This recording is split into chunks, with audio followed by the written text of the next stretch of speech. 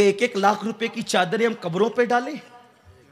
ना हमारा मजहब इजाजत देता है, ना हमारा मसलक इजाजत देता है। जिस मसलक के आला हजरत पर हमारी जान और दिल फिदा है, उस इमाम ने तो यहां तक कैद लगाई, एक ही चादर होनी चाहिए कब्र पर, दूसरी की इजाजत नहीं एक की मौजूदगी में।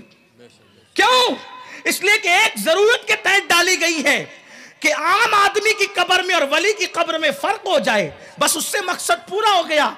लेकिन मेरी कौम के लोग सिर्फ नामो नमूद के लिए, सिर्फ रियाकारियों के लिए, झूठी शोहरतों के लिए 1-1 लाख की चादरें कब्रों पे डालते हैं। आपसे पूछना चाहता हूं, लाख की बजाय 100 रुपए की चादर कब्र पे डाल दे और वो पैसे बचाकर उसी बुजुर्गों के इसाले सवाब के लिए अगर हम एजुकेशन की फील्ड में खर्च करें, इससे बड़ा इसाले सवाब क्या होगा कि हमने अपनी कौम को एजुकेशन अता कर दी। सुभान अल्लाह, सुभान अल्लाह। लेकिन ये फिक्र कहां है? हमें तो नाम चाहिए कि फला तो 1 लाख की चादर ले गए अपने पीर साहब की बारगाह के अंदर, और हमारा हाल यह कि अब हम भी बोलने की हिम्मत नहीं करते, हम भी बोलने की हिम्मत नहीं करते। क्यों? इसलिए कि मैं बोलूंगा तो आइंदा मेरे जलसे का क्या होगा। ला इलाहा इल्लल्लाह। अगर हमने कौम को रज़्ज़ाक समझ लिया है तो हमें तकरीर करने का हक क्या है? हमें गुफ्तगू करने का हक क्या है? जो कौम उर्स के नाम पर एक लेडीज कव्वालन को मेकअप करके बेपर्दा बुलाती है और 35-35 हजार रुपये उस पे उड़ा देती है, मैं तुमसे पूछना चाहता हूं, कुदरत क्या तुमसे क़यामत के दिन नहीं पूछेगी?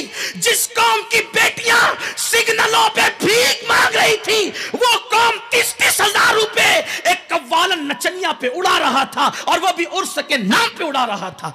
जिस मजहब में औरत से कुरान सुनने की इजाजत नहीं, वो मजहब औरत से गजल सुनने की इजाजत कैसे दे सकता है?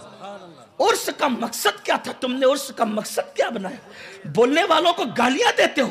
हाँ, मुझे जी भर के गालियां दे दो, मैं तुम्हारी परवाह थोड़ी करता हूं। मैंने तो तुम्हारी खुशी की नहीं, अपने रब की खुशी की कहनी, क्योंकि हमारा मसलक ये है, करूं मदहा अहले दुआ रज़ा, पड़े इस बला में मेरी बला, मैं गदा हूं अपने करीम का, मेरा दीन पारे ना नहीं। नारे तकबीर, नारे रिसालत।